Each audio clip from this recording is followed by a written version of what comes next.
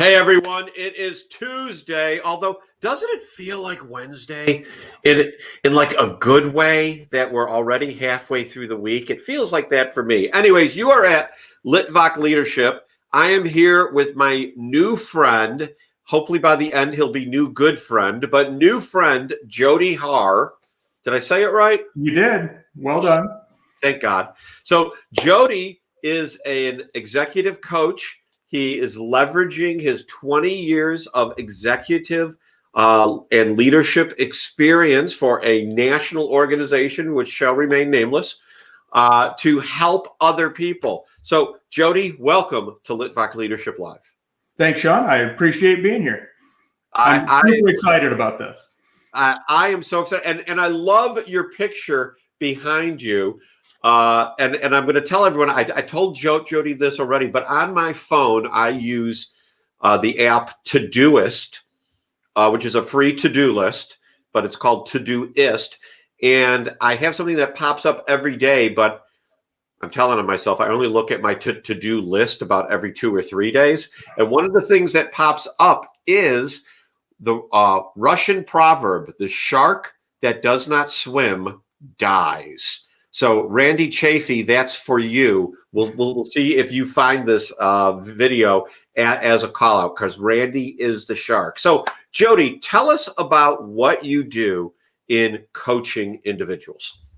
So my goal, and the entire reason I do this, is to really help provide the small business owner the skill set of a large organization. Because as you mentioned, I've kind of been in corporate America, and I've done this for a long time, 20 years. I may look 25, but I'm clearly not. I've been doing this a very long time, and I've had an opportunity to be trained, be part of, education that's provided to these large organizations. And it's really helped to build skill sets for leaders that are coming up, leaders that need to know how to build a team, how to build an organization, make it lean, mean, be productive. And they're trained on all of this. And I've been lucky enough to be participating in that. But our small business folks out there don't have that type of resources. They don't have access to, take three-week training sessions. They're going out on these retreats. They're doing the thing. They're running their business. And the entire reason I got into this is to provide those small business owners a resource to learn the really critical skills that are required to build a team that can support your organization. Because you didn't get into small business because you wanted to do the daily grind for the rest of your life. That's just another job. So to help you become a business owner, you need to be able to build a team. And that's where I come in, help train you on those skills to be able to put together a team and run it effectively so that you can go on vacation and not worry about the building burning down while you're gone. It was either Elon Musk or Simon Sinek, and I hope I'm saying his last name right, but everyone knows who I mean, who said, at least I heard one of them say, you do not make real money until you can make money while you're sleeping. For sure. That is the road to wealth. Because if you're just going to do it while you're awake and depend upon yourself, that is where, you'll just run yourself ragged, like you said. And to build off of Jody's comment real quick, I think he got hung up on the whole 25-year-old thing, because when we first got into the green room today, I said, well, Jody, you're obviously closer to my kid's age than my age. And then we said how old each of us were. And yeah, he is closer to this than to 25, no doubt. So when you're talking about those skills, Jody, let's talk about a skill near and dear to my heart that I have been a natural at performing, but I have had to be trained at being efficient and effective at. Let's talk about public speaking, because people have said to me, Sean, I can't be you. I can't just get up and talk in front of people. And I'm like, yeah, but guys, I go like this, all over the place if I haven't thought about it. So let's talk about public speaking. Why are people terrified of it? I think obviously we all have like this innate thing that we don't want to be shamed by people. We don't want to embarrass ourselves. We get up there, everybody's got the idea of their fly being open or something up on stage and it just totally embarrassing you. But really what it comes down to is people don't prepare properly. They don't know what the steps are to put together a solid presentation so that they can get up in front of a group and be confident about what they're going to talk about. So that's one of the things I teach people is a really simple 4-step process to put together a really solid presentation that you can deliver confidently and get up there and have fun doing it. Because like you, I'll jump up on stage now and I can talk to 100, 1,000, 2,000, doesn't matter how many people, as long as I go through these 4 steps. And I do it every single time. Every time. Because every time I don't do it, I bomb. I absolutely bomb my presentation. It comes across horrible. It's flat. I don't feel comfortable. I can tell that the audience is kind of sitting there falling asleep. And none of that's good for you or the people that are sitting in the room, because the entire idea of giving a presentation is to engage the audience so that they get value out of it. If they're not getting any value out of it, then you're just another talking head. And frankly, leaders need to be able to get up in front of people and speak in an engaging way. Now, whether that is animated or whether it's subdued like Steve Jobs, it's still an engaging way.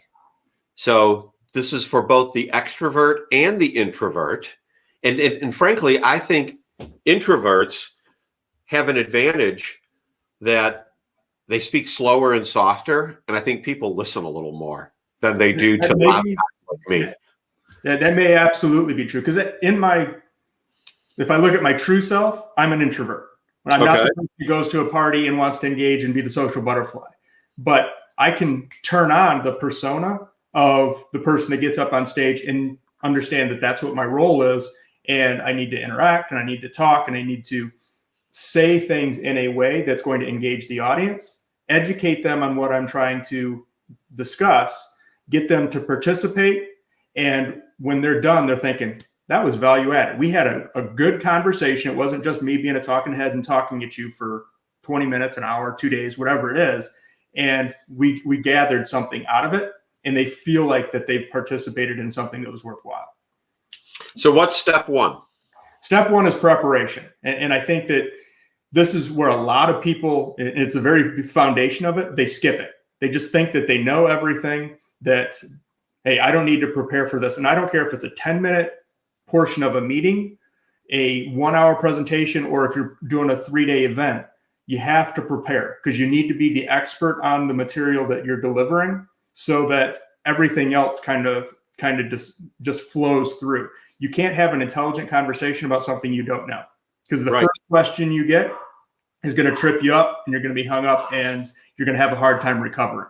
So it's really important that preparation piece where you go through, identify what your topic is, who you're talking to, because you have to know your audience, because you're going to have a very different conversation if you're talking to, say, frontline servers at Applebee's versus CEOs or C-suite people. That conversation is going to be very different. So you have to prepare your material in a way that's going to engage that particular group. So you have to know who you're talking to, and then what your goal is. What is it that you're trying to accomplish? So you know your topic, you know your people, you have to know what the goal is of this conversation, so that, am I trying to, if I'm in sales, am I trying to get them to buy something? If it's educational, am I trying to educate them on whatever the process is? So I have to know what that goal is so that I can gather the right material as I'm putting my presentation together later on in the process.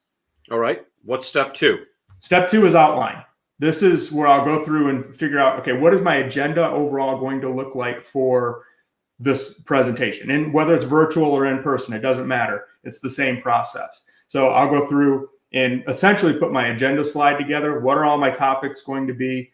And within each one of those topics, what are my sub bullets? What are my actual talking points, the engagement, the meat and potatoes of that presentation? It's not word for word, but it gives me an idea as to where everything's going to fit.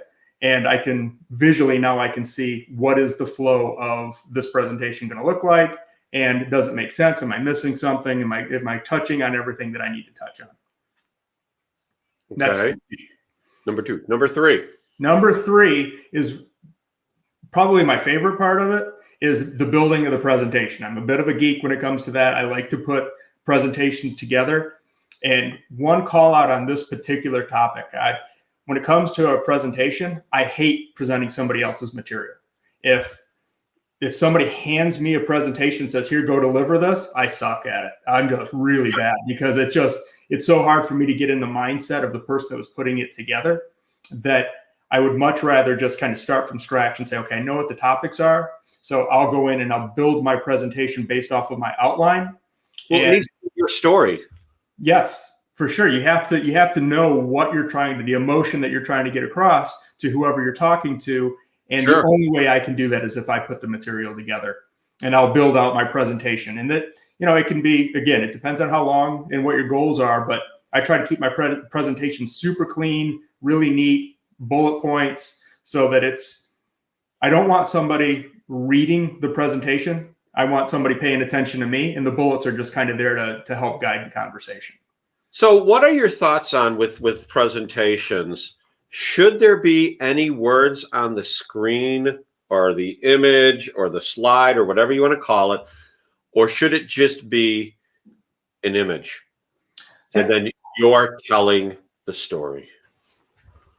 So I was just last week, I was at a mastermind event, and I saw presentations for both. And I thought it was very interesting how some of them used almost no words, and it was all pictures. And that was engaging. And there were other ones that were much more of your traditional 5 bullets with a few words on there just to kind of keep everybody on track. So I think for me personally, I like the words. I like having a couple of words on there. A picture is just to emphasize what we're talking about. And then if I'm going over like data, or, if it's KPIs that we're talking about, okay, then I'll put graphs on there, because that's better than looking at a chart full of numbers, because that just kind of becomes an eye chart and nobody really can see what it is.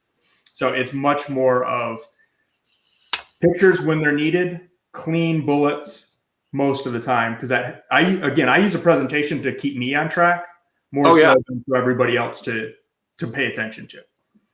And do you find, I mean, it's interesting when I've presented, and this is part of it, that when you're using PowerPoint, are you using PowerPoint for the preview slide? Kind of throws me off half the time when I see it, because it's like I start thinking about where I'm going. And so, it's like a love-hate relationship. Do you have that experience? Yeah, I turn it off now. I don't care for the preview, because I don't want to know what the next slide is. Because when you get into the next step of the process, I realize I don't need that. So if I do the final step well enough, the preview really isn't there, because I've already gone through it enough to know what the material is. And this next comment is not for you, but it's for people putting on these events. Hey, if you're going to have the video monitor there for people to see the notes that they've put out, don't have the image here and the video monitor way over there when someone's standing in front of it. You got to put the video monitor at eye level so people can see it. Somehow figure it out. These people who put on these presentations, and you see the monitors at the other side of the stage. What is the point? Yeah, you can't use it. Yeah, because you're forever walking over and like this, and I don't know. It bugs me. It's happened to me twice. I've presented in front of large groups at conferences twice, and both times it's been like that. And I know the next time I get invited somewhere, I'm going to be like, move the monitor or I'm going home. It's not worth it. It's not worth it, because it throws you off. Mm-hmm. I think. Okay, what's step 4? Step 4 is practice. Practice, practice, practice. So this one is, people overlook it because they just think, hey, I've gone through all the material, I know it. But practice really comes down to a couple of steps for me. My first round of practice is I'll read out loud the presentation that I put together. I'll go through it. I'll just sit at my desk, look at the monitor, and I'll read it out loud, going through the bullets. Because as soon as you start doing it out loud, you start to feel where you're getting hung up, where things just don't flow. And you could have bullets or complete topics out of order. And just a simple read through gives you an opportunity to shift things around within your presentation that you won't get by reading it. If you read it in your head, you think it makes a ton of sense. And then as soon as you start to try to verbalize it, it's all gone. It doesn't make any sense because you'll get caught up. So that's my first round of practice, is just reading through and updating my presentation. And then the most impactful part is trying to use the room that you're actually going to present in. So if you're going to a conference and you're at the conference the day before getting ready, going into the room that you're going to present in and actually putting it up on the screen. So as you talked about knowing where the screens are for your notes, this gives you that opportunity ahead of time to know the entire layout of the room. And if I'm going to be on a stage or if I'm at, kind of audience level, because personally, I like to walk around. I don't like to stand still. I'm not a podium guy. I don't want to be behind a podium. I want to be kind of eye level and looking and talking and engaging with people when I'm talking. So I try to practice in that room so I can walk through the aisles, kind of see where they're going to see, what they're going to see on the screen, and where I'm going to engage, and get a real feel for how it's going to go and what my talking points are. Am I getting caught up on anything? And then as I'm going through the presentation, I'll say, okay, this bullet just doesn't make sense, or I've already talked about it, and I'll delete it. And this is when I go through and really start to hone in what my transitions are from slide to slide. And I'll go through 4, 5, 6, 10 times, depending upon, how important the presentation is. So you've obviously heard a lot of leaders speaking at different times. What percentage of people presenting do you think when you hear them, yeah, man, they should have practiced more? Quite a few, especially the newer ones. If you're new at it, you have to do more of it, because you start to stumble a lot. You get real nervous. People start to clam up, and you can tell that they're really not comfortable with what they're about to do. That I think the better leaders know that they have to go through this. They have to practice it. And you can tell, even when it's a good leader that hasn't gone through their presentation, you can see they stumble. If they get asked questions, they don't know how to answer them, or they get off track. So even those of us that have done hundreds or thousands of presentations, and I've done literally thousands over the years, it's the more you do it, the more comfortable you get with the material, and the better your delivery is. Because again, it's about engaging the audience. If you don't engage the audience, then what are you doing up there? Yeah.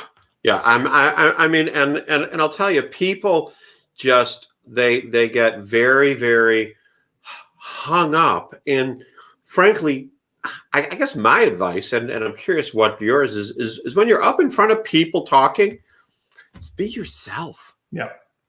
You were bestowed upon the expertise by whomever has invited you to speak. So you really don't have anything to prove. Now, did I know that the first few times? No. Mm-mm.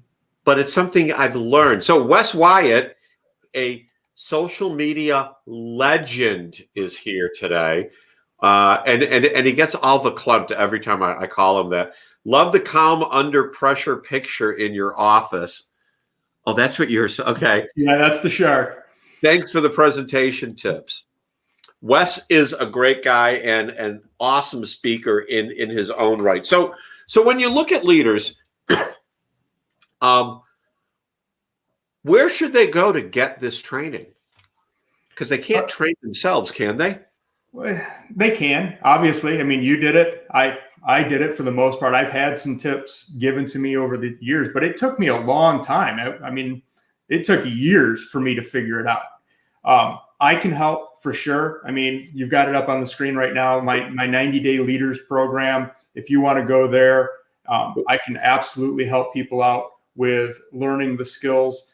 That's really, kind of what I like to do, is to help shortcut your learning curve. It took me years to get good at this. I can teach you how to do it in a far less time than what you would have to try to do it on your own. So please, by all means, you can feel free to go there, sign up for my upcoming webinar, where I'll go through a lot of material, not just the presentation piece of it, but there's going to be some other stuff in there that we're going to cover as well that really can help kind of shortcut and speed up your growth process for your team, building your organization, and really allowing you to extract yourself from your business and work on it more than in the daily grind. So, you talk to a lot of people. You've engaged with a lot of people over the years. You've seen the good, you've seen the bad, you've seen the great, you've seen the ugly. So I'm going to ask you, leadership, what is it? For me, leadership is, how do I get people to be better than what they thought they could be? And from years and years of doing this, I've seen a lot of people think that leadership is more telling you what to do and really just directing you. And I don't necessarily subscribe to the leader versus manager approach or philosophy, but there is something to be said for, when I'm leading a team, my goal is to get them to work together to achieve whatever our outcome is. And we have to work as a team. And my job while I'm leading that group is to find out what motivates each one of those people and work to their motivations. Because you have a different motivation than I do versus somebody else that's on your team.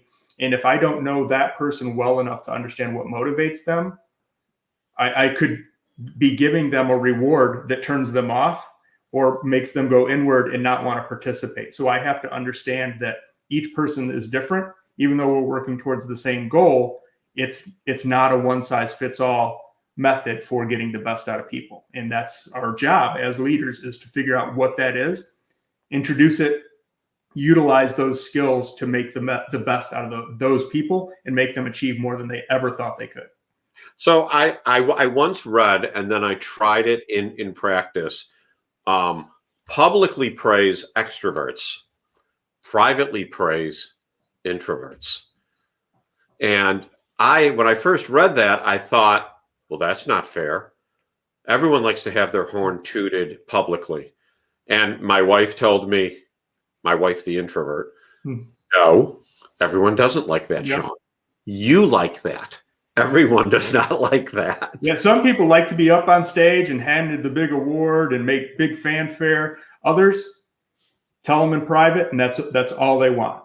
But you have to find out what it is for that individual, because you don't know unless you ask. And if you do something that really kind of turns them off, now they're not going to. It's going to be completely the opposite, because now they're going to go out of their way to not get recognized.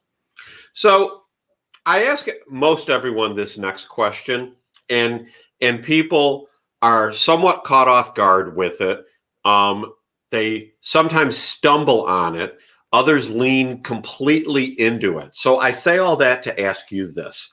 What do you see is the role of one's personal faith in their leadership style? And I'll go a step further. When I say faith, I say an individual's relationship with God, an individual's embracing of religion, and whether you say, yes, absolutely, and explain it, or no, there's no place for it. I'm not here to judge, but I think it's an interesting question because I get all kinds of answers. So what is your answer to that? So I think it's an interesting question for sure. Does it have a place in leadership? I think absolutely it does. It depends on what you're leading, whether you're leading a church group or whether you're leading a business or an organization. But your faith is really going to be the basis of what your formulation of leadership is. So I think that a lot of people follow religion, and their idea is, hey, I want to lead based on what I was taught. And so I think that there's going to be a foundation there for everybody. And whether you're religious or not, there's still going to be that aspect of it in every decision that you make based on how you were raised and what your belief system is. Well said. Well said. So when someone is leading a meeting and they're, you know, and when I say a meeting, I'm thinking more of a meeting in a training room as opposed to speaking at a conference, leading that kind of meeting.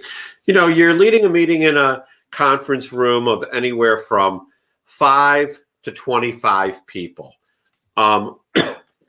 Is the way that you speak leading the group in conversation? More appropriately, what facets of public speaking can you take, in your opinion, and put into how you lead a conversation? I think it's very similar. I think the one thing that you need to make sure that when you're leading a training type of meeting is your engagement points. You have to stop often enough to ask questions, check for understanding, allow for two-way conversation because it's a more intimate setting. It allows you to have that back and forth where you can really drill down and say, Sean, did you get this? Do you understand that? Where's the hang up? And if somebody is clearly having an issue, you can kind of halt, reinforce whatever it is that you're talking about, make sure that you're getting clarification, and then move forward. I think those smaller, intimate sessions are my absolute favorite because that's when I can truly engage and make sure that you're getting the material that we're trying to discuss. And you walk out of there, again, feeling like we've accomplished something. There's nothing worse than sitting for an hour or 2 hours in a meeting and walking out of there thinking, why did we just do that? I didn't get anything out of it. Because that's, if that's the way they feel, it's a waste of time. I could have been cold calling. What was I doing? Yeah, I could have done anything else. So how do you motivate people to want to speak to groups? I've had teammates that I'm leading, and when I said, okay, you know, and we're planning, you know, some kind of quarterly meeting, I'm like, all right, you'll lead this section, and you'll lead this section, and you'll lead this section, and inevitably one of them would always say, no, I don't need to do that. I'm like, yeah, you do. And they're like, I really don't need to do that. I'm like, but you're the subject matter expert. And they're like, yeah, but you'll get up and talk. I'm like, no, I won't. And I know they've just done it because I've said, look, I'm boss, you're not, go do, which is terrible leadership. So how do you get someone to want to bite the carrot? Well, and it depends. I mean, that's a terrible answer, but it does. I mean, it's going to depend on what their motivators are and finding what motivates them. Because I hated public speaking, absolutely hated public speaking when I was younger. It took me kind of having my back put up against the wall, and I was forced into the role. And that's what kind of brought out the fact that, hey, you really like this. You're pretty good at it. So go ahead and do it. But at first, and when I'm trying to get somebody to do something that's probably against their inner voice, it's finding small sections of, you talked about the training meeting. It's picking a training meeting, and maybe it's just a small group. And we say, okay, you're going to cover 5 minutes on this topic, and just getting them used to being that expert and getting that recognition from their peers that, hey, they really know what they're talking about. And that helps to build their confidence so that when we do have a larger meeting, they're more comfortable getting up in front of the group and helping them set up, kind of going through the 4 steps that we talked about. Even if it's a 5-minute section, they need to go through it, especially if they're uncomfortable and speaking in front of any size group just freaks them out. Going through those processes to help kind of relax their nerves really makes it so that once they actually deliver the material, it's way less than they built it up in their head. And I have found that to be more successful. So what is your favorite part about helping other people the way you do? Watching the light bulb come on over their head. When you're just sitting there and you're working with a group and you can just see the things start to click together, and everything that you've talked about for the last day or 2 days or 3 days just makes sense to them, because everybody learns at a different pace. And sometimes it takes somebody a few times to hear it before it really makes sense. And when it does, everything changes for that person, because now all the things that you said before that, they start implementing. And when they start to implement it, you know that it works because you've done it yourself, or you've worked with other people for years and you know that it works. It's just how do you get it to work for them? And to see the light bulb come on and for them to just say, I got it. And everything just gets easier in their life after that. And that's really why I do it. I'm helping a few people with their job search and their LinkedIn and their resume. And one of them recently said to me, they were like, you know, I didn't like what you told me to do.